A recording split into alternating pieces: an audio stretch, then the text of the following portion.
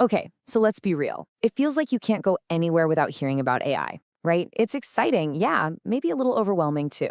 And every business leader is asking the same thing. How do we get in on this? But here's the thing. In the mad dash to buy the latest, greatest AI tool, almost everyone is skipping the most important question of all. Are we actually, ready for it? And that's what we're going to dig into today. The huge difference between just adopting AI and being truly prepared for it. And don't get me wrong, all the excitement is totally justified. I mean, as Jeff Bezos says here, we're basically living in a golden age. We're cracking problems that honestly felt like science fiction just a few years ago. The potential is absolutely massive.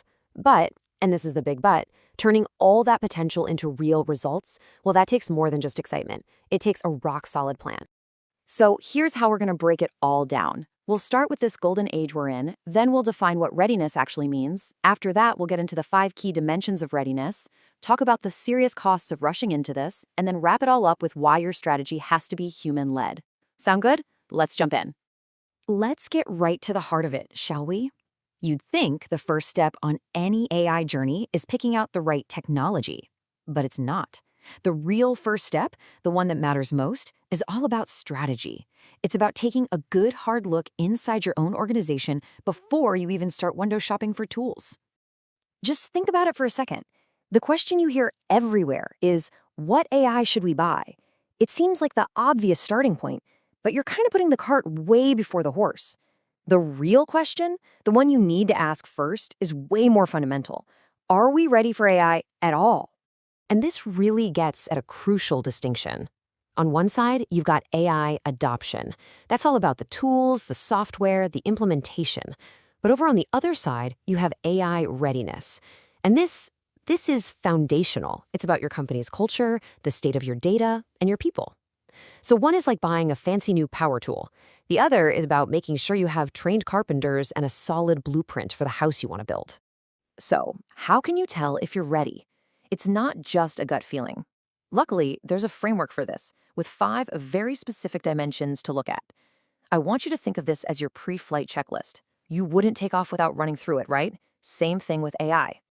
And here they are, the 5 pillars of AI readiness: people, process, data, infrastructure, and governance. Every single one of these is non-negotiable. If you get them right, you're building your AI house on solid rock. But if even one is shaky, the whole thing could come tumbling down. So let's take a look at each one. First up, people. And look, this is not a job you can just hand off to a couple of data scientists and lock them in a room. No way. For this to work, you need what the source material calls an AI SWAT team. Think about that. It's a multidisciplinary group. You need your business leaders, your IT pros, and the people who actually know the business inside and out. These are the folks who are going to sniff out the real opportunities and get everybody else on board. So you got to ask yourself, do we have that dream team? Okay, next is process. But really, this is all about culture. You can have the smartest, most powerful algorithm in the world, but if your company still makes big decisions based on a gut feeling or just what the boss thinks, that algorithm is basically useless. You have to shift to a culture where data earns you a seat at the table. So the question here is, do we make decisions based on evidence or on intuition? Be honest. And this slide really maps out the whole journey. So many companies are stuck way down at level 1 or 2, just trying to figure out what happened yesterday. But AI comes alive up at levels 3, 4, and 5, when you're predicting the future and automating things. You can't just skip the early steps and jump to the top. Third, and this one is a giant, data. Data is the fuel for your AI engine. Simple as that. And we've all heard it, garbage in, garbage out. If your data is a mess, if it's locked away in different silos, if it's just plain wrong, your AI is just going to help you make bad decisions, but way, way faster. So you have to ask, is our data an asset we can trust, or is it a liability waiting to bite us? Fourth pillar, infrastructure. And there's a real trap here called technical sprawl. Just imagine every department going out and buying its own AI tool. Marketing gets one, finance gets another. Suddenly, nothing talks to each other. It's an absolute mess of duplicated work and wasted money. You need a centralized, unified system. So are you building a cohesive tech backbone or just a bunch of expensive, disconnected toys? And finally, we have governance. This one boils down to leadership. A real AI initiative can't just be some side project. It needs a champion. And I mean a real champion in the C-suite. Someone who has the vision, controls the budget, and has the political clout to push it forward when things get tough. Without that, it's pretty much dead in the water. So the last question is, who is actually leading this charge? So we've gone through the 5 pillars you need to build a strong foundation, but what happens if you decide to just skip all that and jump right in? Let's talk about the very real, very high cost of rushing. This isn't just a small risk. It can be a total disaster. Okay, now here's a term I absolutely love, and you need to know it. You have to watch out for the hippo in the room. A hippo? What's that? It stands for the highest paid person's opinion. And let me tell you, this is the #1 culture killer for any AI initiative. It's that classic moment, right?